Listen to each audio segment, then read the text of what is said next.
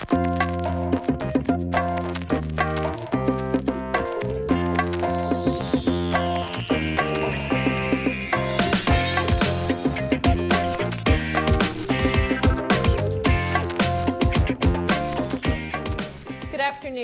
welcome to Church of Our Savior, a progressive Episcopal church in Arlington, Massachusetts. My name is Malia Crawford, and I am the rector here. We thank you all for being here. And with that, I want to extend our warmest wishes to all of you and also to those on our panel.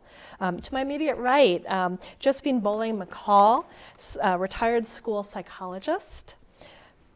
To her right, Rose Zoltek-Jick, professor of Northeastern University School of Law, and the Reverend Marta Flanagan, minister at First Parish Unitarian Universalist Church in Arlington. Thank you, Malia. Thank you. So we will speak up. Thank you for letting us know that. We are privileged to be in your shadow, the two of you, and what you have contributed to our world through your stories and through the stories of your families. So first I want to say that for those of you that don't know Josephine Bolling McCall, she is a school psychologist. She is also an author. And she has told the story of growing up in Alabama and having a father at the age of 5 lynched by a mob. And that experience is not only something that has formed your life, but also led to the creation of the Bolling Foundation in his memory. Also with us is Rose Zoltek-Jick, who is a professor of law at Northeastern. She's also the assistant director of the Civil Rights and Restorative Justice Project at Northeastern. And she is the daughter of Holocaust survivors and brings that experience to this work as well. And I want to say a few things about what this work is. We live in a country whose original sin is racism. And I look to the Hebrew tradition, the expression tikkun olam, which is to repair the broken.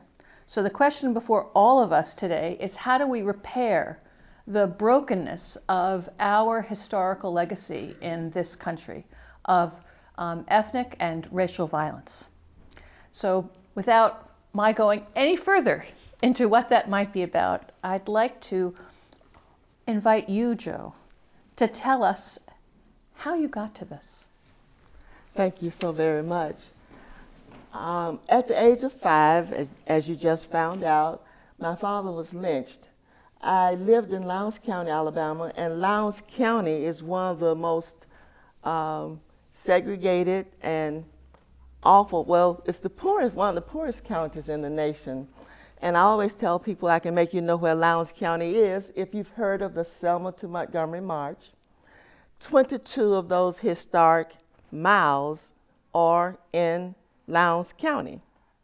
You've heard of Jonathan Daniels, the minister who went to Lowndes County at the request of Dr. Martin Luther King. He was murdered in Lowndes County. Viola Louiso, the mother of 5 who left Detroit and went to help with the transportation, she too was lynched in Lowndes County. So Lowndes County has been typically known as Bloody Lowndes. In fact, there's an author, Hassan Jeffries, who wrote a book, and it's entitled Bloody Lowndes. When he was doing his dissertation, I just happened to meet one of his friends who told me that my father was included in his dissertation. And surely enough, I was able to use some of his research that he gathered at Duke University. My father began in Lowndes County with a mule and a wagon, and he moved from that stage to a car that he cut and made a truck. After that, he bought 3 tractor-trailer trucks, and he had a store on Highway 80. He had a farm, and he was employing about 35 or 40 people. When I began my research, I had no idea that I was looking into a lynching. All I knew as a child growing up, after having fled Lowndes County, that my father had been killed by white people. But when I began the research, I found a nice article that a lady came to my mom's house and delivered from the Montgomery Advertiser. It was on the front page of the paper, which was very unusual back then. Blacks did not make the front page of the newspaper. But the article was very, very complete. It talked about how my father had been shot 6 times with a pistol and once in the back with a shotgun. And it also said that the man had been arrested and that he said my father insulted his wife over the telephone. It mentioned the presence of other people, but as I mentioned, only one person was arrested. So what I found in my research that Lowndes County actually was intending to cover up a lynching. They did not want my father's death to be recognized as a lynching. I always thought that a lynching was a noose around your neck until I began my investigation. And then I found that the lynching definition does not include the type of murder. It is that it's done by a mob and that the person is deprived of due process. So the next article I got was from the Chicago Defender, and it clearly stated that my father was possibly the victim of lynchers. So then I started wondering just what constituted a lynching. I went to Tuskegee University, which Monroe Work captured all of the lynchings as far as he could in the South, and I looked for my father's name, and of course it was not there because his death did not meet the criteria. Only one person was arrested, and it had to have been more than one person. So the Montgomery Advertiser article also mentioned when the grand jury was going to meet. So I went to Lowndes County and I was able to obtain those records and found that the person who admitted that he killed my father because he insulted his wife on the phone was not even indicted. Some of the reasons that Lowndes County wanted to make sure that my father's death did not look like a lynching, because at this time in 1947, there had been some efforts toward anti-lynching legislation, and the Senate never passed it, but the House did. And in 2005, some of you may remember, the Senate offered an apology for not having passed it. So I looked at all of this information, and the NAACP's conclusion, as well as mine, was that my father was actually lynched because he was too prosperous to be a black man at that time. How does it feel to tell that? It hurts because my father was uneducated. He never learned to read or write, and he never used the pronoun I. And he was warned several times about leaving Lowndes County, and he told the person who tried to get him to leave, me not running, me not doing anything to harm anybody, so he wouldn't run. So when I think in terms of how much he achieved, and this happened at the age of 39 in that short period of time, then I knew that I had an amazing father. So before we go further down this story, I want to turn to Rose and say, what in your background brought you to this work? Thank you very much for that question, and thank you all for being here today. I would say that I came to this work from the perspective of being a daughter of Holocaust survivors in the following way. I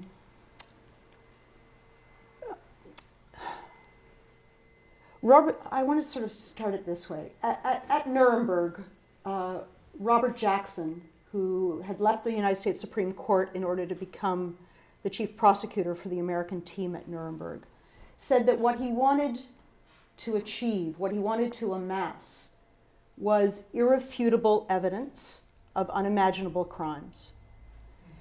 And that's really, I think, what our project at Northeastern University is about, and that's really, I think, my relationship to this work. The original sin as the Reverend has referred to it, of the United States is in fact slavery and its sequelae.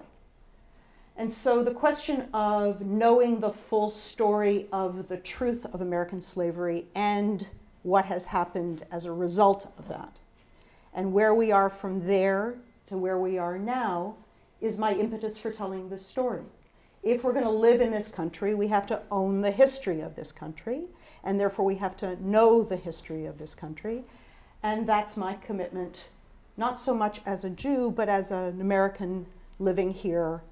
And someone who lives here needs to be part of the country, know its history, and, as I said, own it. Mm-hmm. So I come to it from that background. I come to it from the background of having had a people who have been murdered for their religion.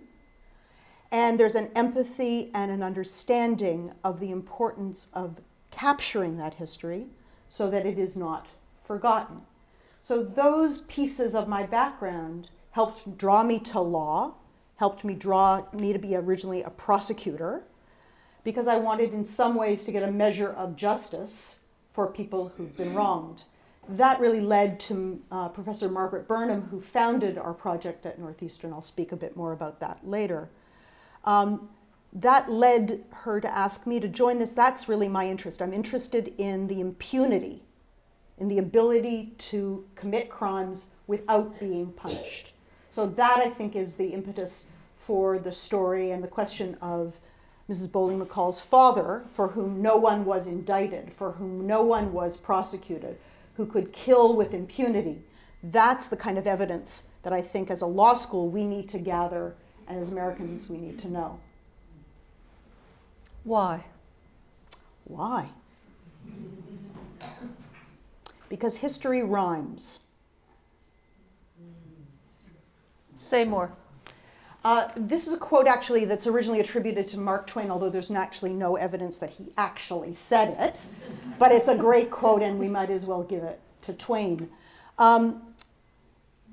Everyone knows the expression that those who do not know history are doomed to repeat it. But Twain's observation is more subtle and I think probably more accurate. History rhymes. It doesn't exactly always follow the same pattern, but there are resonances between then and now. There are through lines between then and now. And I think we have an obligation, if we're going to live fully in the place where we live, to know our history.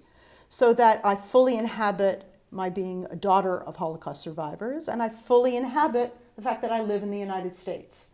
And I think both of those are a way of looking back at the past and having it integrate into our beings and into our political actions and into our attitudes towards the world. That's the way in which to be a fully integrated human being living in a particular time at a particular place we need to own. Joe, what about restorative justice speaks to you? Restorative justice for me came in small increments. When I first found out that my father was a philanthropist, and in addition to being an entrepreneur, I and my family erected a historic marker. So there's a marker in Lowndes County, very near the area where he was killed. And then after that, we started the Elmore Bolling Foundation, trying to live his legacy and to help the people in Lowndes County. As I mentioned, Lowndes County is now, and was then, still very racist, and is still one of the poorest counties in the nation.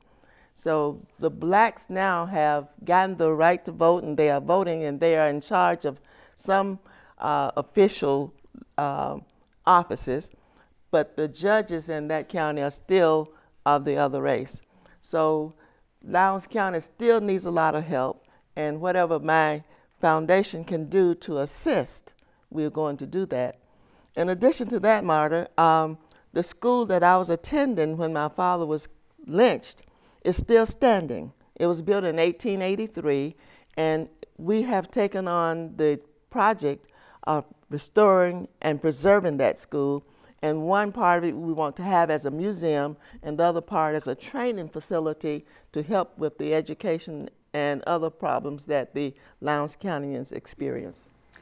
And does that feel restorative to you? Not totally.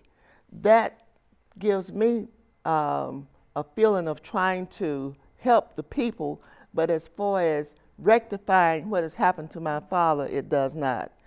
Writing the book that I wrote was therapeutic, but I still feel the need for other forms of justice. And what do you imagine would make it right? The community coming together and starting to respect each other and living together in brotherly love.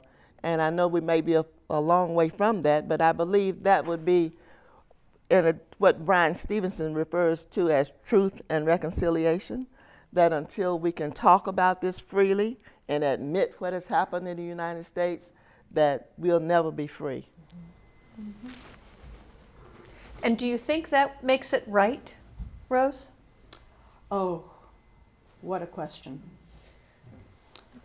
I think I want to approach it slightly differently, or take it from a different angle. Mrs. Bolling, with whom I have known for many years now, and with whom I have spoken on several panels, and we do work together between her foundation and our Civil Rights and Restorative Justice project at the Northeastern Law School. We are partners in two different ways. The first is Mrs. Bolling has referred to, but somewhat modestly, her book. And her book that details the story of her father's lynching, the penalty for my success. My father was lynched in Lowndes County. She has done what our project does. She has taken her father's story in all of its details and gathered the documents and the oral histories to present as full an account as she can muster of the story of her father's lynching. That approach, one story at a time, is the basis for the Civil Rights and Restorative Justice archive that we're building at Northeastern Law School. We are taking each story, one story at a time, of the murders of African Americans in the Jim Crow South from 1930 to 1970. So Elmore Bolling's story is just one of the stories that we are amassing in our archive. So far we have over 400 stories, and we only think we're about halfway there. So that the first piece of truth and reconciliation is a grappling with a deep and complicated truth. One story at a time, but also all of those stories in the aggregate. Because once you have hundreds and hundreds of stories, you start to see patterns, and you also see differences. 1930 is not 1950, and North Carolina is not Mississippi. But nevertheless, there are stories and through lines of what we can learn. And the first act of restorative justice is to begin with truth, is to begin with a full and as full a story, as complete a story as we can still amass in this time when we are too late and the records are too few. So that even though Mrs. Bolling McCall did absolutely everything she could with unbelievable dedication and perseverance and tenacity and love, not everybody's able to do what she did.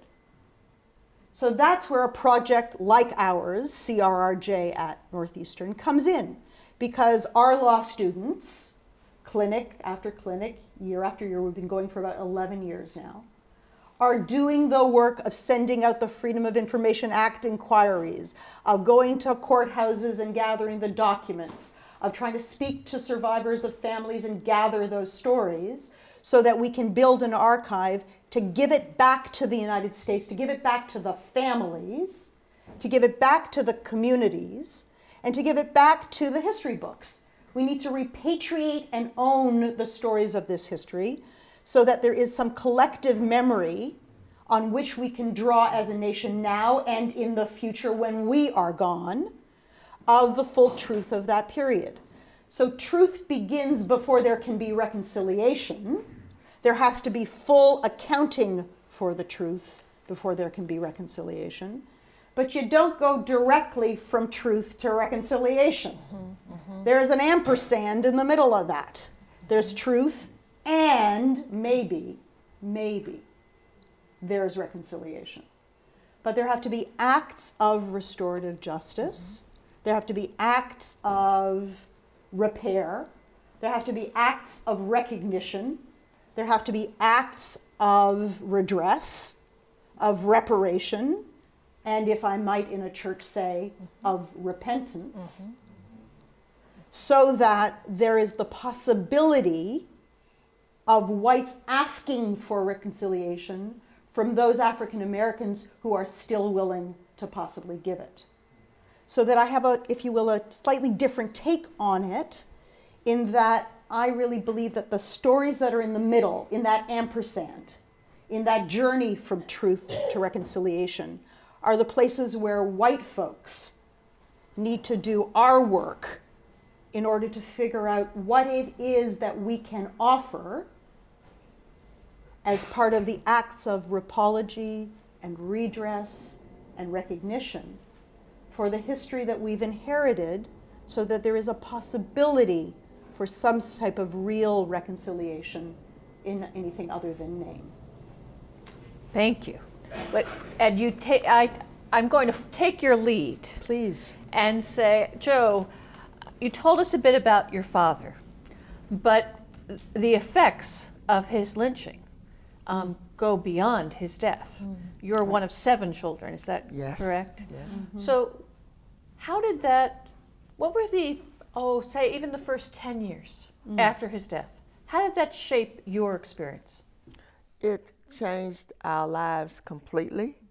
We went from prosperity to poverty almost overnight. None of us received counseling. The older 2 brothers were in Montgomery, which had a much better school system, and 5 of us were in that school that I mentioned.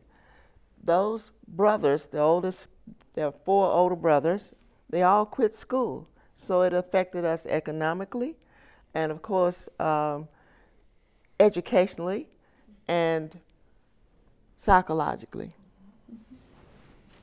What happened to you? I was shielded since I was 5.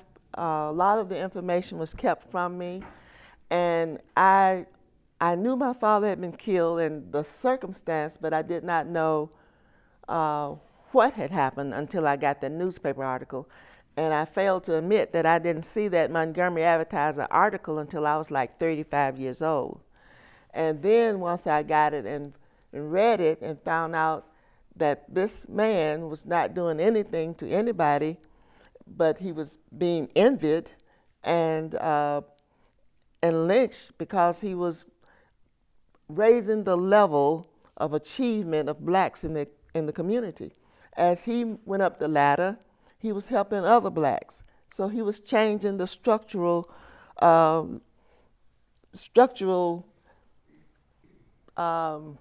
fabric of society. So for that, he had to be put in his place, and all of the people who were working for him after he was killed went back to work for the plantation owners. So it was a retroactive effect. So one of the things that I would like to add at this point is that because we do these studies in the aggregate, because we have documents, if you will, data, we have many, many people's stories, what Mrs. Bolling McCall has just told you about is really true over the cases. It wasn't necessarily our purpose when we started doing this work. It wasn't our purpose to understand the sequelae emotionally and economically of lynchings and racialized murder in the Jim Crow South. That's not what we started out to do. We really were a legal project interested in the lack of legal accountability. But what we've learned, the unintended consequences, what we've learned from the work is that we really are able to understand the migration north, which was a run of refugees of exile. There really was the migration north, not entirely but largely, was as an escape from Jim Crow violence. It was a way to save your life. And so that what we've been able to understand is the patterns of migration as being caused as one of the effects of this kind of violence. One of the things that we've been able to track is in fact the loss of economic wealth. We're talking about losing land, because if you flee in the night, you leave your possessions behind. This is a story to which I also can relate. But this is the story of what fear does. You lose not only your income, but your wealth. Yeah. And although things happen to people because they were successful, they also happen to people when they are poor. So this is also the story of folks who didn't have opportunities to begin with, escape with their lives, and are further locked into poverty in places to which they have escaped. The lack of educational opportunities, the interruption, the loss of a father, the loss of a husband, the loss of a wife, the loss of a spouse, the loss of a parent, the loss of a grandparent, the psychological trauma of that, the intergenerational transmission of trauma. These are the stories that we hear when we, in fact, contact families and try to find out how they're holding the story. This is what we're learning 50, 60, and 70 years later, is the pain of these stories, how they're held in the bodies, how they're held in the souls, how you have hypervigilance, how you have reactions to shows of whites who are in positions of authority, particularly the police. And there is an understanding of all of these things in the aggregate that Mrs. Bolling McCall has told you in her particularity. I just want to sit with that for a moment. It's very rich what you're asking of us is to, well, actually, what are you asking of us? I believe in understanding and a change in an institution of attitudes. All of that's going to become important in order for us to begin to have some reconciliation.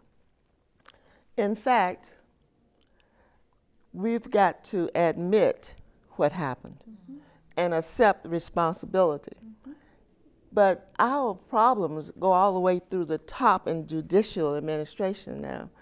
If we are not willing to investigate and prevent some legislation and change legislation, then we're not going to get anywhere. What has happened to the black as a result of slavery, we've gone from slavery to mass incarceration. So unless we can change where the laws that affect one race, one ethnicity one way, and affect another one another way. According to the statistics that I've heard, 97% of the incarcerated have not had trials. And that was because they were too poor to employ lawyers. So they had a public defender who told them, okay, if you plead guilty, you'll get 3 or 4 years. So 97% of the millions that are incarcerated, that's quite a bit. So the legislation has to be changed. The whole attitudinal responses to what's going on in America has to be changed. Now, you are talking to us right outside of Boston, not in Alabama. Is that why you're here? Is that we're a part of this also? Very definitely, and I have to admit, when the 1954 decision came about, and I read what was going on in Boston, I could not believe it.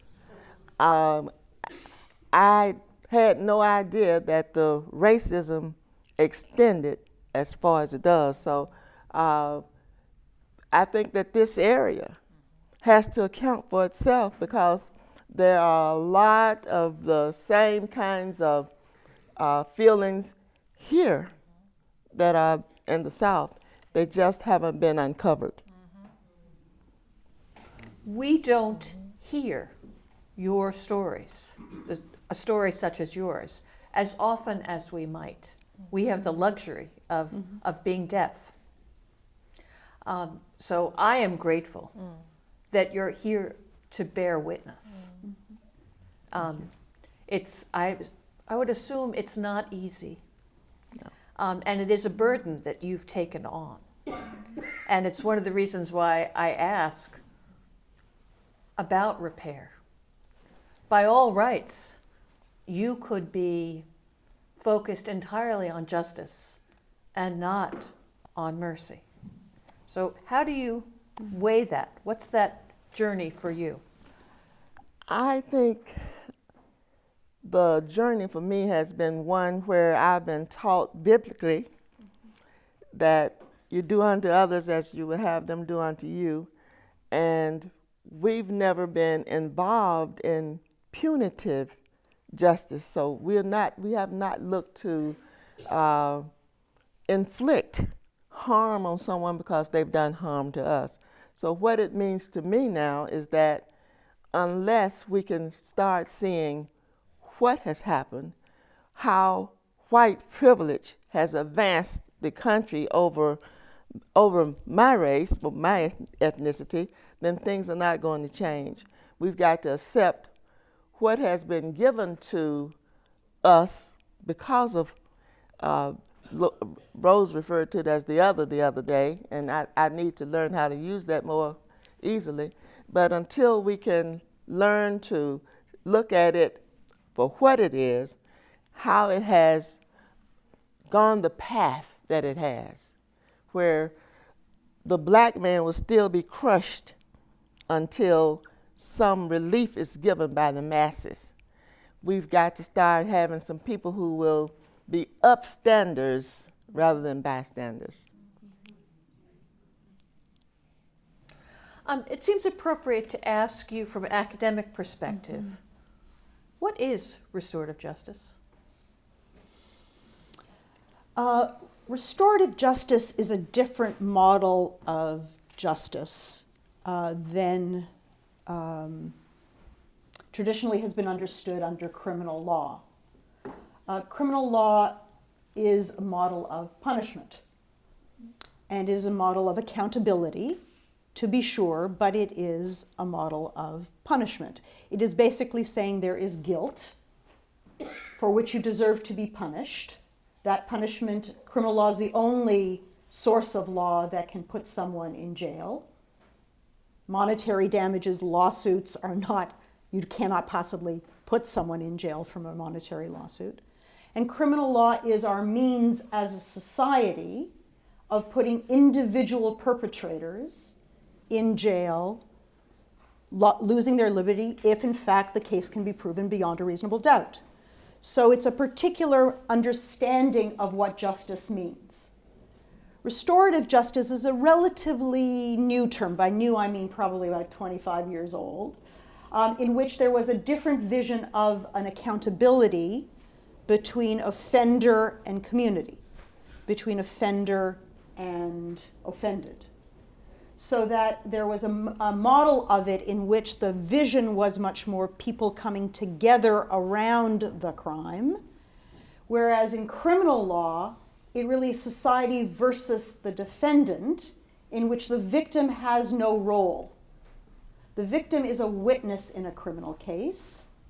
The victim has no power in the criminal case. So restorative justice, as it first emerged, was really to try to flip that a little bit, to think about the criminal justice system differently, to put the offender and the victim much more in conversation with each other. It isn't adopted everywhere, it isn't used for every crime, there's a sort of a checkered history of it, but it has become a much more used term to mean many, many different things. But I think in this context, restorative justice is a question of, can victims, in this case African Americans, and white perpetrators, whom we are their inheritors, can we come together in some measure to restore the balance between what was done and where we are now? So acts of restorative justice can vary, so that our project is called the Civil Rights and Restorative Justice Project. We, in addition to building the archive around which I spoke before, we are involved in partnering with families and communities in various acts of restorative justice. So that this summer in Mobile, Alabama, we helped erect a street sign with the name of Rayfield Davis, one of our victims, who was thrown into a ditch at that very site and who drowned in a very shallow body of water. Later that week, we had an exhibit at the Mobile History Museum, as we had one in Philadelphia at the Philadelphia History Museum, around the cases involving those locales. We have changed death certificates. We have been involved in community meetings and acts of church service, as well as apologies by police chiefs for violence in their community. Acts of restorative justice take on different forms. The markers and the memorial that Brian Stevenson has opened in Montgomery are other examples of trying to come to acts of restorative justice which do not have to necessarily resemble themselves. There is a variety and a panoply. What is right for one community isn't right for another, but that there be apology, recognition, acknowledgement. All of these are parts of the beginnings of restorative justice that can perhaps lead us towards reconciliation. What do you think of that, Joe? I'm totally in agreement. I probably look at it on a smaller scale because what I think is that until we can start looking at the unjust laws and start making the officials that we elect accountable, and until we can start changing some of the unjust laws. And one of the things that has hurt me mostly recently is just the thought that America is supposed to be a democracy, and to think of how voter suppression is being done. So if we're a democracy and we can't vote, then where is the democracy? So I agree with everything she said, and I'm just looking at it on a smaller scale. It's systemic, and that we've got to start undoing some of the things that's been done. So voter suppression is actually, of course, the vestige in the modern incantation. It's the rhyme, if you will, of the disenfranchisement of African Americans in an earlier period, which is the period we study, in which Jim Crow violence undergirded Jim Crow voter suppression, or voter denial. So that, the questions that Joe is concerned about are absolutely echoes of what we've seen before. They take on different manifestations. It's a exact match of the names on the suppression. It is the only having one polling station. It is the late registration. It is this, it is that. Every county is doing it slightly differently, but the aims are exactly as they were when, in fact, African Americans were not allowed to vote, where there were poll taxes, where there was disenfranchisement, where there was unfair and discriminatory administration by electoral officials of the voting rolls. So we see a new form of it in the digital universe, but we actually are seeing the same phenomenon of folks who have power being scared of losing their power and using their power to keep themselves in power. So that, the vote and democracy is very much, of course, at stake in every election, and feels very, very present for us in terms of what we're looking for in terms of Tuesday. So telling the truth is not enough, or hearing the truth is not enough. Nope. So does the notion of reparations speak to you, and in what ways?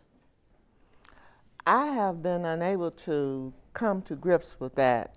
That has been a question that's been asked me many times since I've been here. When I think back and thinking in terms of reparations, when the slaves were first freed, they were promised 40 acres and a mule.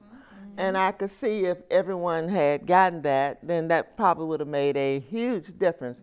But in my investigation, I only found 4 families in Lowndes County that actually received the 40 acres and a mule. So the way that we are suppressed in terms of salaries, education, the books that we were using in the 40s and the 60s had the dates 1940 in them for publication. So there are a lot of ways that we can look at reparation in that you try to undo some of the harm that's already been done. What are your thoughts about reparation? Oh,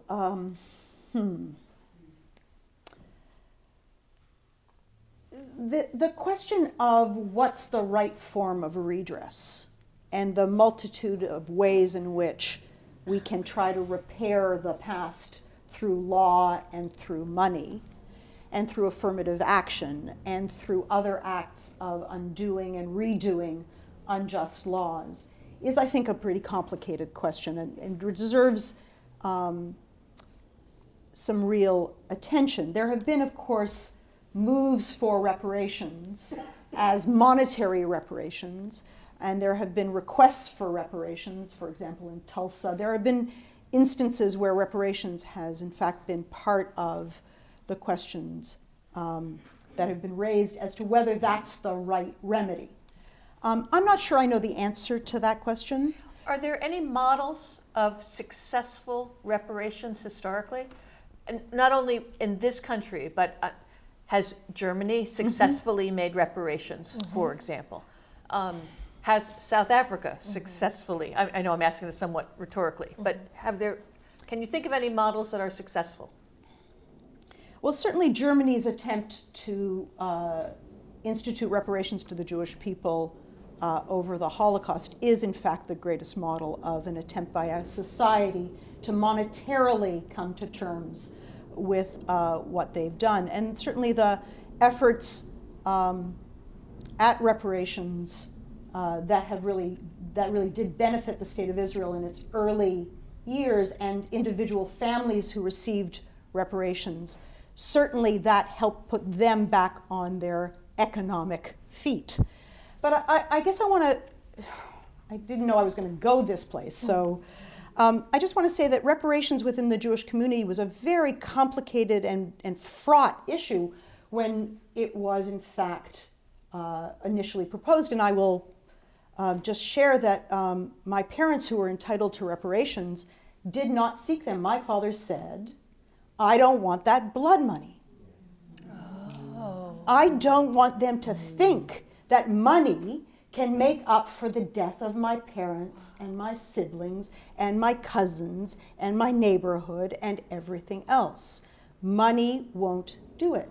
Now, that was my father's attitude. On the other hand, my aunt took reparations, and that was helpful to her in living her life. So I just don't, I want to be careful in saying one size does not fit all, and one size does not fit every family.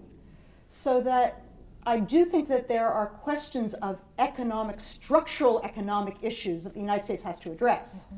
There is economic wealth, as I alluded to before, that has been lost and has to be understood in terms of where African Americans are right now in terms of wealth. I'm not only just talking about income, I'm talking about wealth in terms of land and land ownership and housing ownership, and questions that have been addressed also in this most recent book by Rothman on Richard Rothberg called The Color of Law.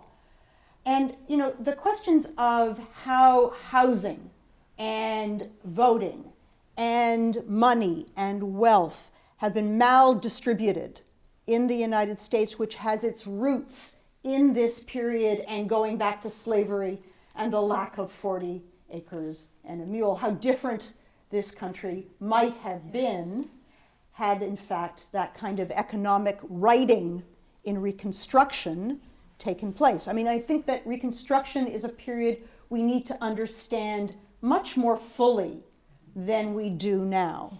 So that the lack of reparations then is why we're discussing reparations now.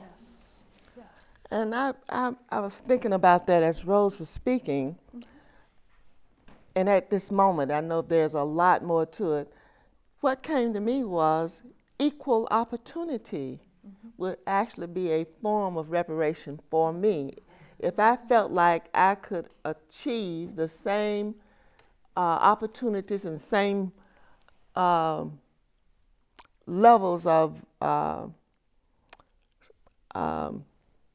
can't think of the word I'm trying to use, but if I had the same opportunities, same textbook, same, if someone mentioned to me the other day that being white was a form of white privilege, just the color of your skin. So there are a lot of advances that one can make just because of the color of your skin, and I can't make because of the color of mine. So to me, equal opportunity would do a lot to advance where we are.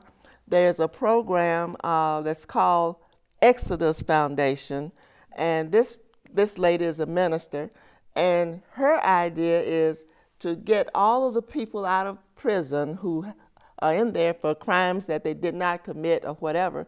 But then she also has a program where she wants to prevent them from going back.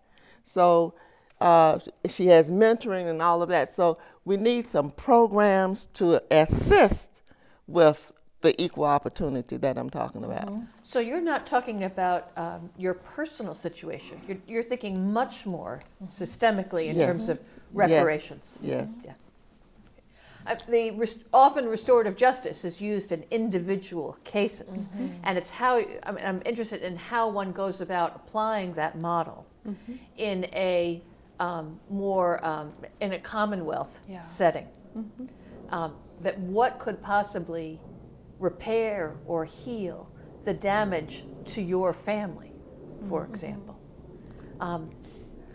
And that would be something I could not even begin to speak about, because our lives were changed in a way that it could not be repaired.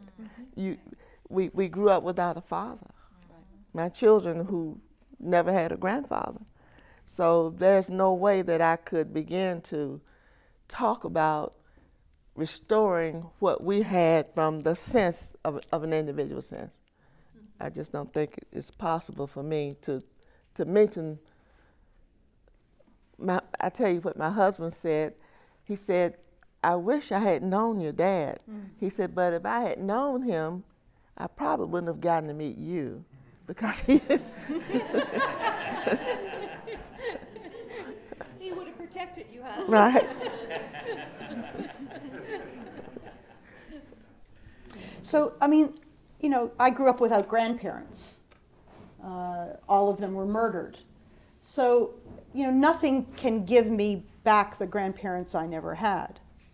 So there's some level on which the personal story is unrepairable. The loss, the exile, the coming to a new country, the lack of language, the lack of economic opportunity when you are trying to remake your life when you are already in your 40s. That really characterized my parents' life. Those things can't be redone and they can't be undone. The question of reparations, I really want to come back to it for a moment, is really a structural question about public justice, and a question that really goes beyond the individual story and the individual perpetrator to sort of our character as a nation, and sort of really what we want to own relative to the African American population, and I might even add relative to the Native American population as well in terms of original sins. So that, you know, the question of what we owe to the past and what the past teaches us about what we owe to the future is a complicated question about structure and system that I think goes beyond, although it of course arises out of the individual story, it is in fact much more about the aggregate. So one of the questions is, you know, Mrs. Bolling McCall is an extraordinary woman for having gathered her family's story. And each family whom we meet in building our archive, each conversation that we have with each individual family is stunning in the effects that we understand about individual loss, family loss. But Mrs. Bolling shouldn't have to do the work on her own. She's extraordinary in her tenacity, in her commitment, in her love for her father that she shows every single time she shows up. And our families shouldn't need us at a law school in Boston to be doing this work. This is a question of public accountability. This is a question of public justice. This is a question of subpoena power and being able to get at court documents not through a FOIA. This is a question of being able and it being important to this country to live up to its ideals. Its ideals still stand. They are absolutely the mirror of the biblical ideals of we are all created equal. We all come from Adam and Eve. We are all of one people. There is not one person who is different in their progenitor than our common root. That's the universal message of the Judeo-Christian tradition, is that we are all brothers and sisters, sometimes now cousins and distant cousins, but we're all of one family.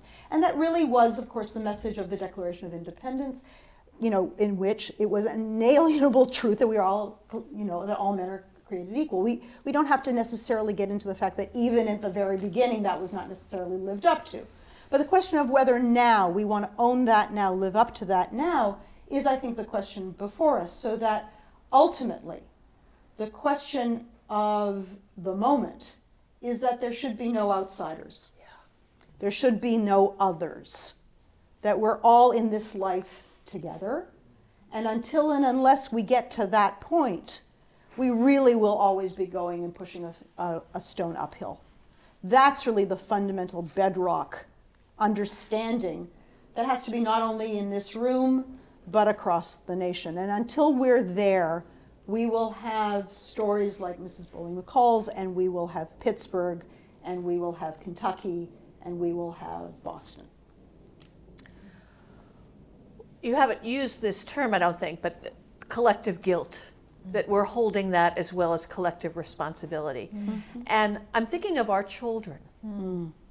What would you hope that we in Boston and the greater Boston area are teaching our children? First of all, I don't believe slavery in America is actually being taught in America. I don't think the children here are really familiar with what has gone on. And I think that is what Brian Stevenson is actually talking about. You don't know the history, so you don't know how to accept it, respect it, and try to change what has happened. And I think that's what's so very important. Nothing is going to happen until all of us collectively look at what is wrong in the community and try to address it, try to make the changes, and try to live the way the Bible teaches. Which is? Well, I'll say do unto others as you do. That's what my mom said. Love thy neighbor as thyself. Right. You know, the work that we're doing at CRRJ at Northeastern is trying to uncover these stories because, in fact, the period that we're studying, from 1930 through 1955 in particular, is really an unknown black hole of American history. It really is, you know, many people, of course, know about Scottsboro and would know about Emmett Till, but that would be sort of the full extent of what they would understand about the period that we're studying. And we're already at 400 cases, and we think we're only halfway there. So that, in fact, knowing the full truth of the history, repatriating the history, having the access to the documents and the stories is, in fact, one of the places where we can begin. It's true that we have a lot of places to go before we get to reconciliation. But if we don't start with truth, we don't start anywhere. Yeah. We have to know the facts. We have to know the stories. We have to make sure that that history is there for collective memory. Collective guilt's a complicated word. It's hard. Criminal law is based on individual responsibility. And there is a way in which criminal law holds only the perpetrator responsible. What we're really looking to is a societal acknowledgement and understanding that we are inheritors of the guilty acts. Collective guilt is, I think, a problematic notion. There is an importance about collective memory. There's an importance about collective responsibility. There is a measure, of course, of guilt contained within that. I'm not trying to just be semantic with you here. But I don't know that collective guilt, per se, is necessarily the way that we're going to get to reconciliation. I think that there's much more in collective memory and collective responsibility and collective accountability that is, I think, a more fruitful way to build the seeds of reconciliation. Yes. I want to acknowledge the presence of probably 100 or so people here in the room on a beautiful fall Sunday afternoon. And before I open it up to the questions that you may have who are here, I want to know if you have questions of one another. Oh, let's see. I mean, what's fascinating is your different takes on a common problem. Well, this is not a question of Rose, but something that I was reading about this program I mentioned a moment ago about the Exodus Foundation. They don't believe in punitive actions. Instead of putting people in jail, they believe that if you steal a car, then you may be made to return or replace a car. If you do graffiti, that you have to clean it up. So I'm thinking that could be another start to help with, instead of reparation, but stop incarcerating people when punishment is not the answer. Mm-hmm. I want to know where you get the courage to do it every day. I think that it's probably part of my DNA from my dad, and then it's partly from people like Rose, Lois Fine, Vicki Rothbaum, Paul, and Dick. All of you have been a great influence on my life, and it has been encouraging to be able to tell a story because I did not know it myself. So the truth, I know it's an old acronym, but not acronym, but it's old saying, the truth shall make you free. And so it helps to continue to tell it. Actually, somebody we haven't mentioned, I guess I have one more question, is your mom. Mm-hmm. What does your mother make of all this? My mother worked along with my father. He was considered the entrepreneur. He was considered to be the do-gooder, but she did as much as he to get us where we were. She had dementia the last few years of her life. When I was interviewing people, though, I used to do it on the speakerphone, and whenever their answers were in agreement with what she remembered, I could see her bowing her head. So she was a marvelous woman. In fact, the largest memory that I have stored of her was the night my father died. She was very calm, and I mentioned in my book that she reminded me of how Jacqueline Kennedy was on the plane. She was calm, she was giving orders, she was telling everyone what to do, and I'll never forget that serenity that she had looking on the ground at her deceased husband. Well, you certainly have your mother's qualities as well. Wow.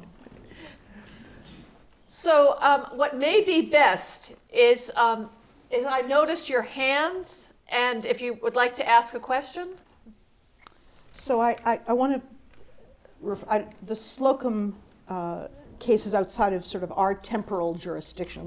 We start really in 1930. So I'm going to just make one comment about that and then answer the question that you raised about Bryan Stevenson and the memorial and the museum in Montgomery. The impetus for the massacre that you're describing was wealth, or the aggregation of economic power that threatened white store owners and farmers in Slocum. And certainly Mrs. Bolling McCall's story is also captured in the title of her book, The Penalty for Success. You didn't have to be successful to be killed, right? So that I want to be very clear that what we're talking about in this period is both random and predictable. There was nobody basically who was free of the fear of being killed for the color of their skin.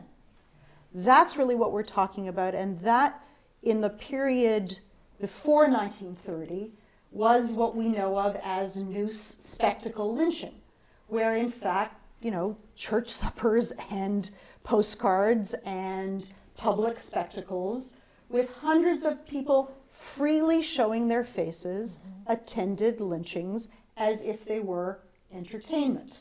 There was a message intended for the African American community, but there was a message of entertainment for the white community. That's not the period that I'm studying, that we're studying in our project. We're starting in 1930 and going through really to 1955, though we nominally go through to 1970. And in the period that we're studying, spectacle lynching goes away, by and large. But, there are individual outliers, but by and large, spectacle lynching goes underground. What we're really laying the foundation for in terms of a longer view of history, if you're going to go from slavery to mass incarceration, is this middle period from 1930 to 1955 in which lynching went, if you will, underground. It really went into the police station. It went into smaller groups, posses as opposed to mobs, smaller groups rather than hundreds. Not so much massacres, although we have some of those, as there are individual families or individuals themselves. So what we're tracing over time is historical data so that in fact scholars and political scientists, sociologists, historians, lawyers can understand this period from a multitude of perspectives. So 1950 is not 1910, but there is a direct line from then to where we're studying. And that's really the argument that Bryan Stevenson is making in his really extraordinary memorial and museum. If you can get down to Montgomery, you absolutely should. But what Bryan Stevenson's purpose is different than ours. Ours is, after all, an academic project. We are at a law school and we are studying the legal sequelae, and we're documenting each case in its particulars. Bryan Stevenson is doing many fabulous things, but that's not his mission, that's not his vision. His vision is extraordinary. His is complementary to ours, but ours is really out of an academic focus. The thing about it is that most of them have stories of their own. Yeah. So instead of, when I tell my story, then they have similar stories that they want to tell about their parents, their grandparents or something. So we don't ever get to the reparation part. It's really probably therapeutic. I just want to say that one of the things that's been the most powerful about the work we do is in fact listening to the stories of families. And 2 weekends ago we had a conference in New Orleans in which several families from the cases that we've investigated came together in the context of talking to police chiefs about the role that their stories could play in current police training. And one of the things that was true at the conference was the families talking to each other, exactly what Joe just referred to. That every family there had a story, and there were ways in which their stories resembled each other, and there were ways in which those stories were different. And sometimes when our students contact a family, this case we're investigating, the family says, "We've been waiting for you for 70 years. So everything's got to start with the stories. One by one by one. Everything's got to start with the families. Everyone's got to start with the facts as they happened, and a full acknowledgement and a recognition of the responsibility that individuals have towards those that have been harmed."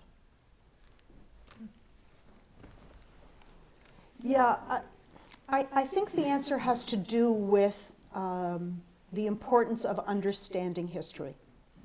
Everyone can't do everything, so we do what we do. And why we focus on the period that we focus on is that the documents and the people are in danger of extinction. And that if in fact that period isn't understood and known, then it looks like a modern civil rights movement as opposed to a long civil rights movement.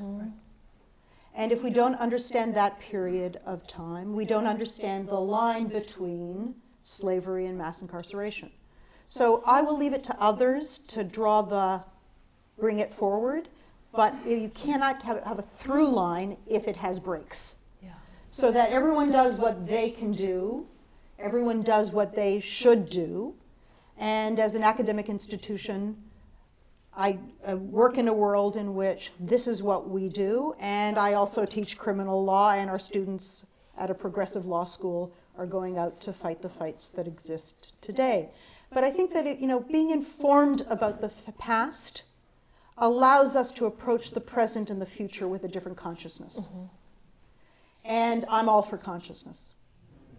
And I'm all for kind of really people inhabiting their own histories and having empathy for the histories of others. Mrs. Bolling McCall's story is not my own, and my story is not hers, but we act in allyship and in comradeship over an equal and shared story of trying to make everybody see everybody else as not an outsider. I mean, really, the idea of inclusion and diversity and all of the things that lie behind that are a vision of a common humanity. And if we don't have that, then all the sequelae of fear and domination and supremacy of one group over another has its roots. So it's not entirely a satisfactory opinion. I'm really studying a period in which Black lives didn't matter, right? We are the original progenitor of Black lives not mattering. If people were not prosecuted during the period of history that we're studying, where perpetrators could act with impunity, then we're really studying the origins of Black Lives Matter, and I think that matters. One of the things that would help is that you start developing a closer relationship with her so that she'll feel free to talk with you. And you could begin that, since you're in different cities and states, by start calling more frequently and establish. I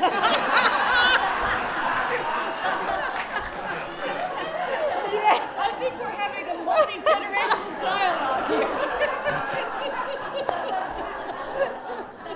Here we go. Keep going, Joe.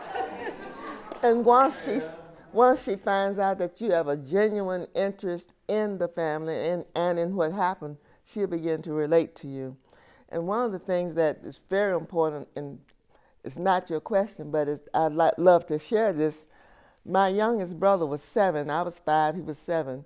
He totally obliterated the experience. But before my uncle died in 2004, he was thoughtful enough to take a tape recorder to my uncle and ask my uncle to talk to him about what happened. And a great deal of that is in my book. So go ahead and pursue it. get closer to her and let her know that you're genuinely interested, and she will talk with you. My father was in direct competition with him. He hauled cattle to the stockyards, and so did this man work at the stockyard. So when my father went in with his trucks earlier than then he had difficulty getting his loads in.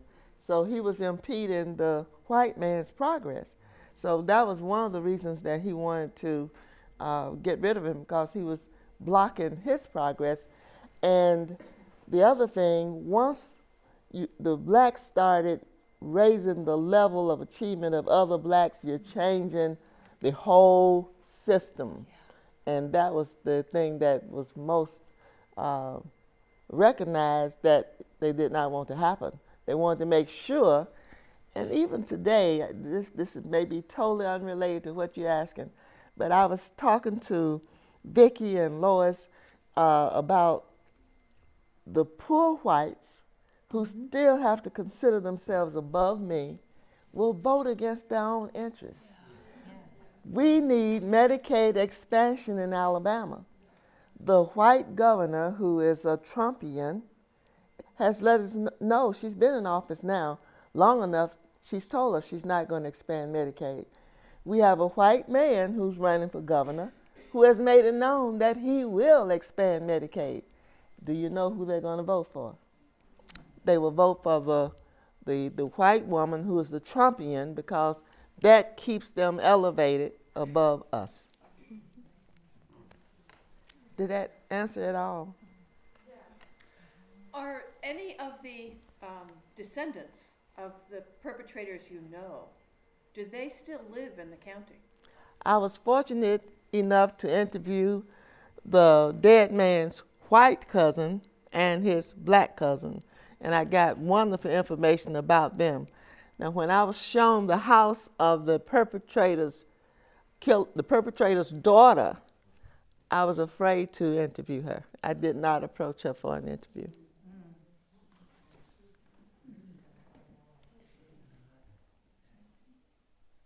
How do you feel about being afraid of that and making that decision?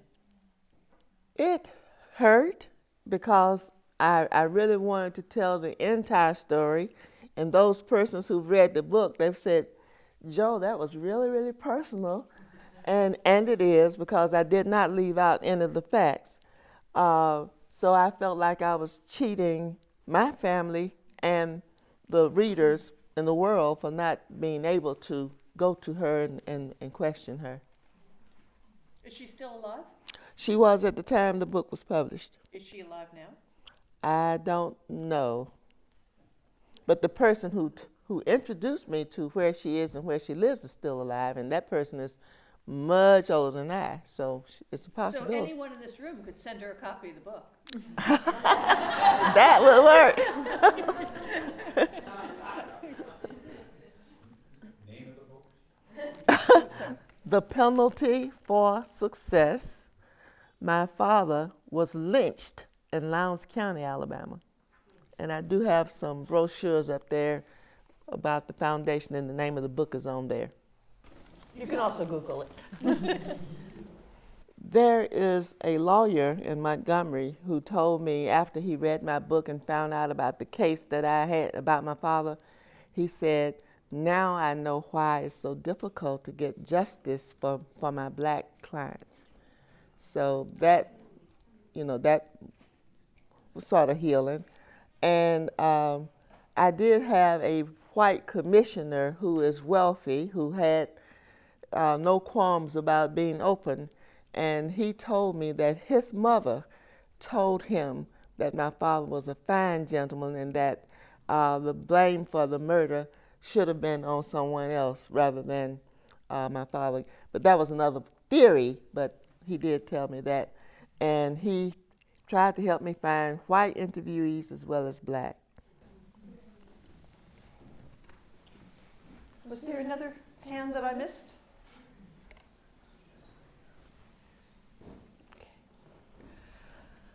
I'm going to offer you the chance to make closing remarks, knowing this audience these people that have come, supposedly from outer or inner ring suburb of a white city in the Northeast in Boston. What do you want us to especially remember?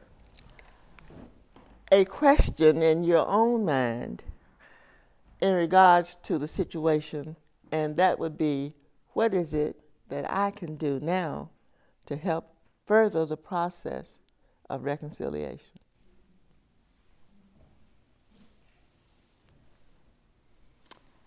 I would just say that in the face of someone's individual story, we are humble in knowing what we can know and knowing what we can't know, but that we have a responsibility to learn what we can learn while we can still learn it, so that the lessons can be learned by us, but also recorded for future generations, so that that history will not be misunderstood or revised or in any way under-understood. It is a period of our history that leads directly to today, and without which we are poorer and we will not be able to recover. Before we end, I'd like to give a little call out to our community, particularly those of you that live in Arlington. I assume you're aware that in the last week, a police officer's published comments caused him to be suspended from duty. And his comments were definitely racially charged and were also explicitly against procedural justice and following restorative justice. And the police chief and our town manager were quick to issue statements condemning what his words were and suspending him from the force.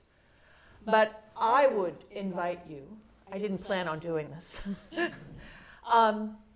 to write the police chief or the town manager, both men that I hold in high regard, commending them for suspending him and for following their procedure in disciplining or removing him from the force. That I think they need to know that we as a community are watching. So, and whether that means dropping off a note at the police station or emailing them, I encourage you to do that. Sorry that I've taken a little bit of yours. Oh, I'm sorry. Can I just say one quick thing? If we want to do restorative justice, obviously that man is someone that we should talk to. Yes. Yes. Very good. Touché. And on that note, I want to thank you both for sharing deeply from your heart and also from your expertise. You both bring not only heartfelt stories, but the gift of writing and of perspective, and a legal expertise and perspective that helps us all as well. So thank you. Thank you.